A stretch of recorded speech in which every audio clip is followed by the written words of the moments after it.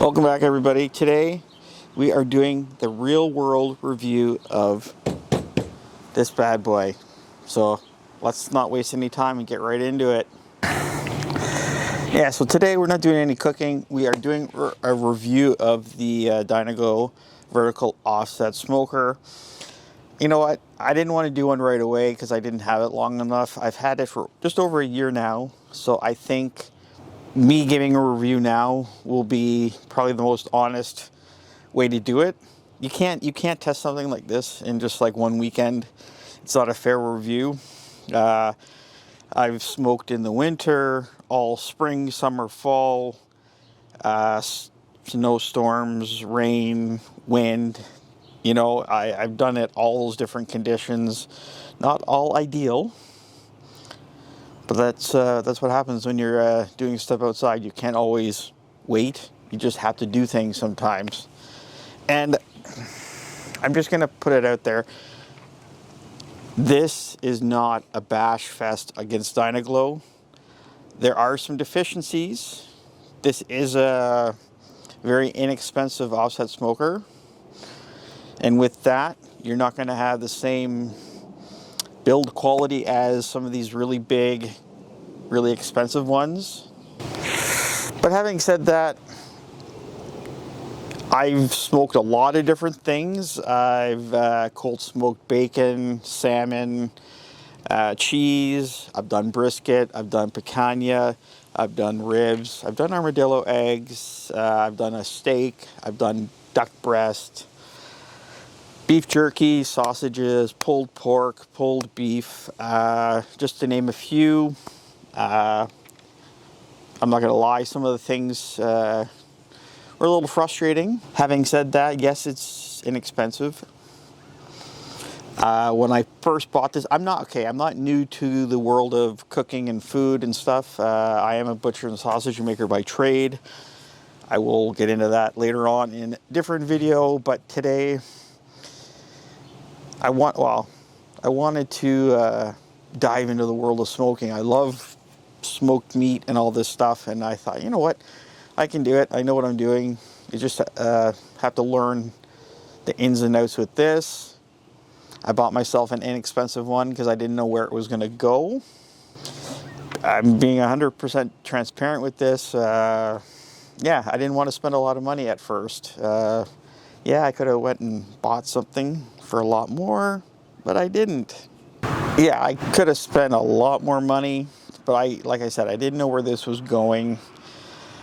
So I took a little bit of money. I think I only spent, don't quote me on this, but I think I only spent like $250, $260 on it from Home Depot. You know what? It's a little bit of an investment. Not very big, but I just thought, you know what? If it doesn't work out, it's not going to hit my pocketbook too hard. So I did it. And I haven't looked back. With some of the deficiencies, I'm going to call them that, I think DYNA-GLO, if they are watching and actually listen to what I'm saying, can make little changes to this and actually make it a much better product for very little money. That's just my opinion.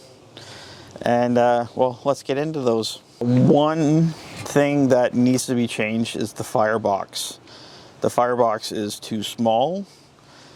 It's too close. Being too small, it's too close to the actual smoking chamber. The smoke doesn't have enough time to, let's say, chill out and then get into the smoking chamber.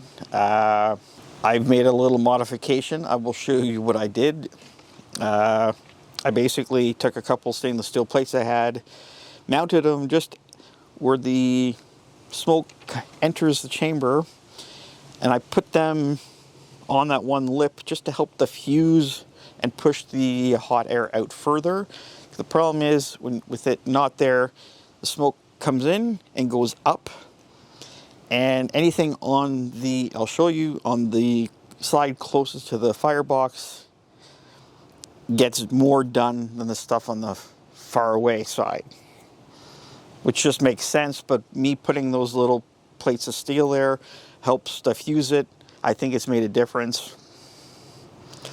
Small little changes. Also with the firebox, I will show you what I'm talking about, but the firebox is too high up. There's too much unusable space in the smoker. Realistically, I'm only getting 4 racks in there at a time, which are fairly close together. What I would suggest is if the firebox was further down and offset the 2 boxes more, yeah, you'd have to make the legs longer on the smoking chamber side. So be it. But you would actually get the smoke coming in lower and have more usable space. Just my opinion. From using it for this long now, I think I have a very good understanding of how this thing works. Also with the firebox, you have the door in the front where you load everything, and you have vents on the side. That door doesn't fit very tight, so you get a lot of smoke and heat coming out that way. But that also, if the wind comes from let's say I call it the wrong direction, you get wind fighting those vents on the side, and then you get the wind coming, trying to push in all those leaks, I'll call it, around the door. You either either put a seal around the door to negate all that, or what I would do is actually what a lot of the bigger smokers do, have the door and the vents on the end, so you only have one point of entry, one area where all the fresh air comes into the fire. Not a big deal to change, but it is a big deal when you're actually smoking. So I kind of touched on the second part I was going to, the actual smoking box where the actual meat goes in. Yeah, if that was offset different, you would get a lot more usable space. There are also air leaks in the door for the main, I'll call it, smoking chamber. If there was a seal or something around the door, that would actually help keep it tighter in there too, less heat and smoke leaving. What I actually did, which I will show you, I actually used high temperature sealant on certain locations to minimize that and actually stop and try and make it better. It's helped a little bit, but I think if the factory did it, or actually put like a gasket, high temperature gasket between certain spots where like the smoker box and the firebox join, because this isn't welded, this is just very thin metal and actually just screwed together. I understand why, you know what, cut costs for packaging and stuff. You can make it really small and put more in a container, but you know what, sometimes it's those little things which make a big issue. One other thing that I was probably a little naive to was I probably should have spent the extra $40 or $50 and went with the wider version of this. They have a wider version, same other dimensions, but I know now it would have been the better way to go. But there again, I didn't know back then. And what I'm trying to get to is, on this guy right here, I can't buy a full brisket and do a full brisket in here unless I cut it up, which is kind of a pain. Yeah, the wider one would have been much better, because then I could at least go Costco or my local butcher, say, hey, give me a whole brisket, trim it down and put it on. But I can't do that right now, and that kind of sucks. I think for somebody that's just a recreational smoker, I'll call it, somebody that just does it every once in a while, this thing will do them a half decent job. Yeah, it's if you don't want to spend a lot of money, you can do all these products that I've listed. I've still got a lot more things I want to test and actually make. I know I can do it.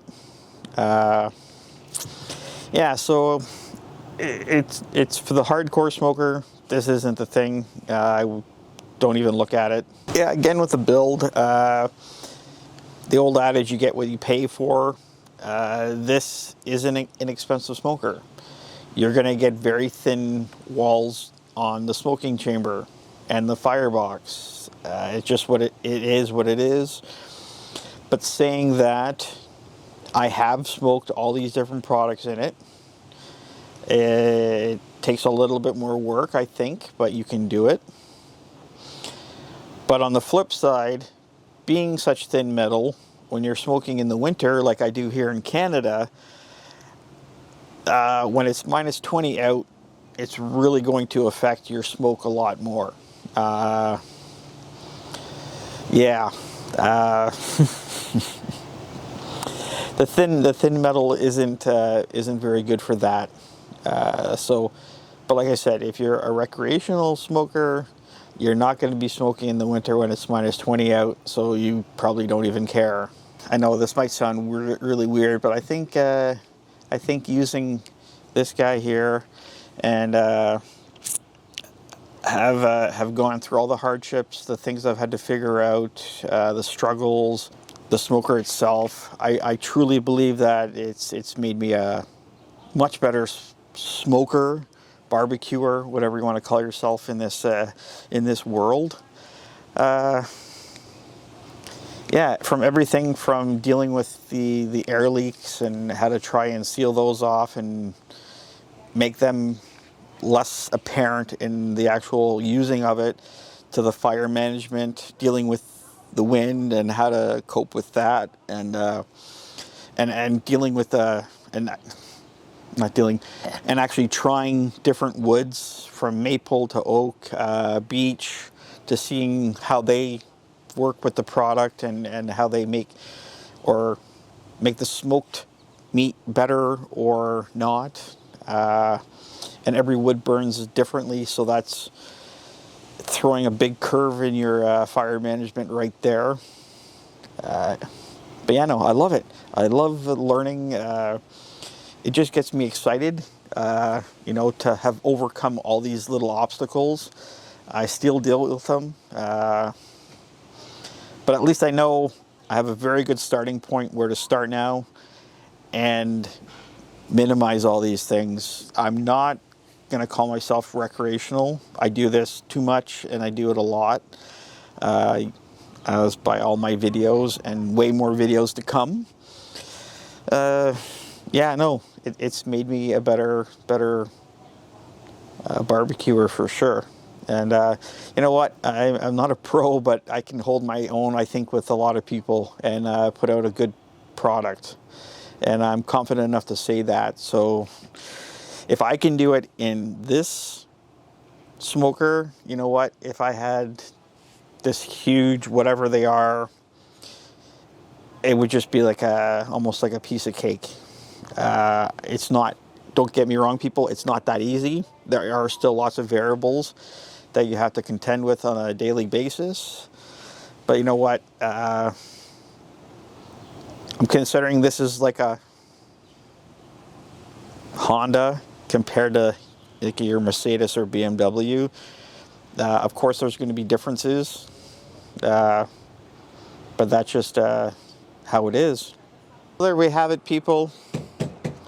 My review, my real-world review of the DYNA-GLO vertical offset smoker. I'm going to call it the narrow version. Yeah, I know, hindsight's 20/20. I should have bought the wider one. I didn't, so I'm just dealing with what I can and have to modify to do in here. It is what it is. I'm dealing with it. Like I said, it's made me a better smoker overall. Yeah. My review, DYNA-GLO, if you're watching. These are tips, these are little hints that I'm suggesting that you might want to do just to make a better product. Nothing bad, just small little things would actually make it that much better. Just my opinion. And it wouldn't cost very much money. Again, guys, thanks for watching. This is probably my, this is my first review of anything on this channel. So I'm used to doing cameras and other things, but that's kind of weird. But yeah, no, food, I love it. It's in my blood. It's been in for a very long time. And thanks for watching, everybody. See you soon.